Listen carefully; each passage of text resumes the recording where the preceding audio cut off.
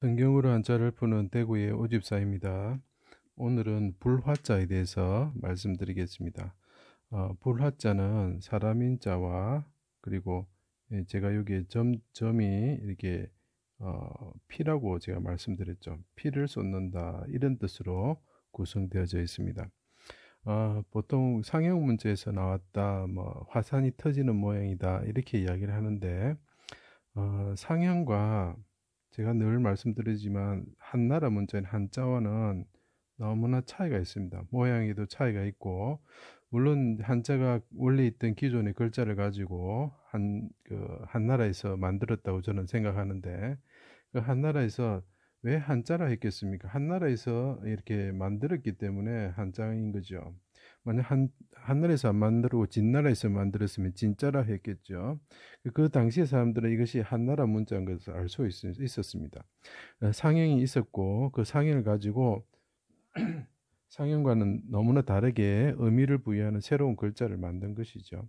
자, 이 불화자도 보시면 사람 인자가 눈에 보입니다. 자꾸 이렇게 상형과 연관을 시키려고 하니까 억지로 서로 맞지 않는 글자를 서로 붙이게 되는 거죠. 이 사람 인자가 있고 그 다음에 제가 피 흘렸다. 피는 이제 우리가 그런 명제에 점을 보고 이게 피다 이렇게 피혈자가 되니까 피로 보는 거죠. 피가 이렇게 흐르시면서 죽었다. 요 옆에 모습은 약간 찌르다는 느낌이 좀 들죠, 그죠? 그 화살 시자에서 볼 수 있는 것처럼. 그래서 이제 이게 인자가 이제 오셨는데 악한 가시나무 같은 사람들을 사무엘상하 보면 가시나무와 같다 이렇게 표현합니다. 그래서 악한 사람들이 특징이 뭐냐면 찌른다 이렇게 계속 이야기를 하거든요. 그래서 이것은 왜 찌른다고 이야기를 하느냐면 나중에 십자가에 예수님께서 못 박히시고 가시나무에 찔리시고 그 다음에 그 창에 찔리신다는 것을 나타내기 위해서 그런 겁니다. 그래서 그런 종류로 보면 가시나무, 소, 창, 화살, 칼 이런 것들이 자꾸 찌른다고 이렇게 계속 표현을 하고 메시아를 죽이는 도구로 사용이 됩니다. 그래서 가시나무 같다 사람들이 그 사람들이 찌른다고 돼 있죠. 이 사람들은 어떤 사람이냐면 불사르는 자들이라고 이렇게 표현을 하고 있습니다. 그래서 시편에 그런 말이 나옵니다. 그래서 십자가에 달려 못 박히시고 찔리시고 물과 피를 쏟으셨다. 누가? 인자가 오셨는데 인간에 의해서 물과 피를 쏟으셨다. 그리고 찔리셨다.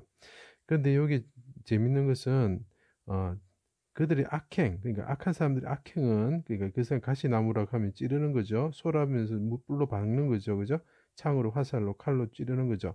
이것은 불타오르는 것과 같다 이렇게 표현을 하고 있습니다. 이사야 9장 18절 이것이 이 글자를 해석하는 포인트가 됩니다.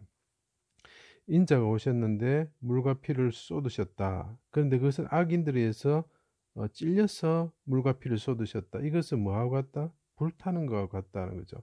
이것은 제사장들이 제물을 나무에 깔고 불을 태우죠. 그러니까 이 레위라는 것은 레위기서에 보면은 레위는 제사장을 말하는 거겠죠. 제사장에 의해서 인자가 피를 흘리시고 불타실 것이다 이런 거죠. 그래서 이게 불화자가 됩니다. 그러니까 예수님께서 피 흘리시는 그 자체가 불타는 것과 같다 이렇게 표현을 하는 거죠.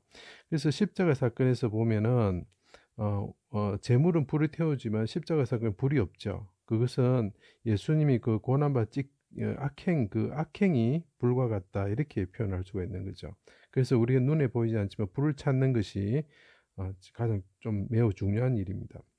그리고 위로부터 해와 같으신 분이 이스라엘 삘 되신 분이 인자로서 불로서 가시나무인 악인을 나중에 태우실 것이다. 이 사람이 나중에 지금 고난을 받으시지만 이 사람이 불이 되셔가지고 인자들을 그러니까 사람들을 태울 것이다. 심판하실 것이다. 이렇게 하는 거죠. 그래서 불화자가 됩니다.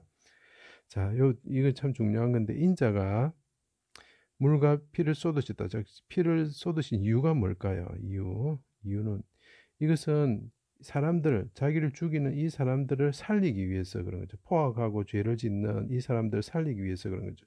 인자가 십자가에서 피를 흘린 것은 하나님과 그러니까 하나님 아버지와 사람에 대한 자기 사랑 때문이었습니다. 그죠?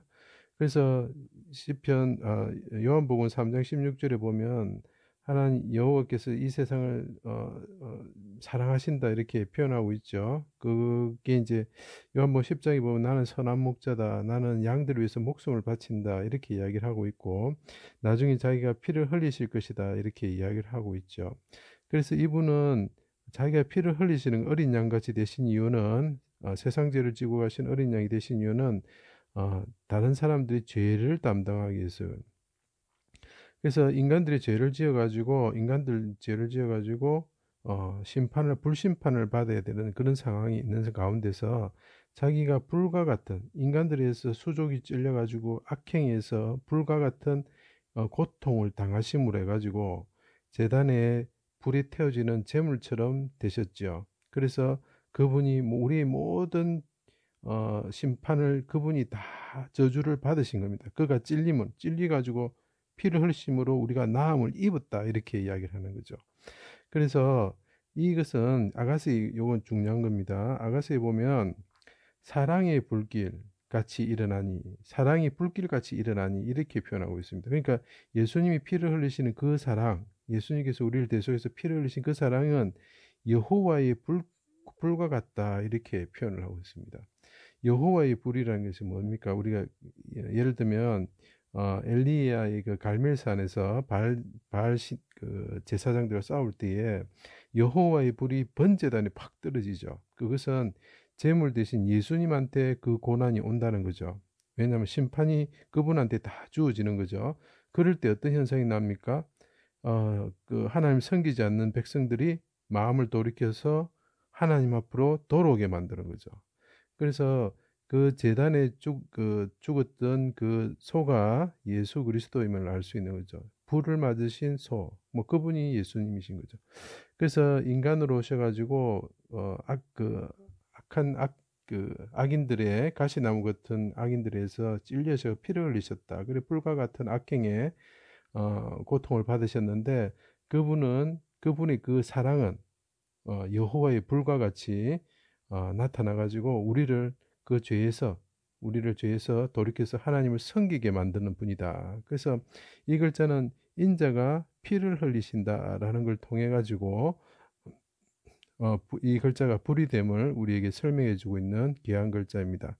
그래서 예수 그리스도의 보혈의 피를 우리가 믿지 않는다면 그것은 믿으면 우리가 불심판을 피할 수가 있지만 믿지 않는다면 영원한 죽음의 불심판을 우리가 피할 수 없는 것입니다. 그래서 이 글자를 보시고 혹시 강의를 들으신 분들은 예수 그리스도를 믿으셔가지고 영원한 불심판, 죽음의 불심판을 피하시기를 간곡히 부탁드립니다.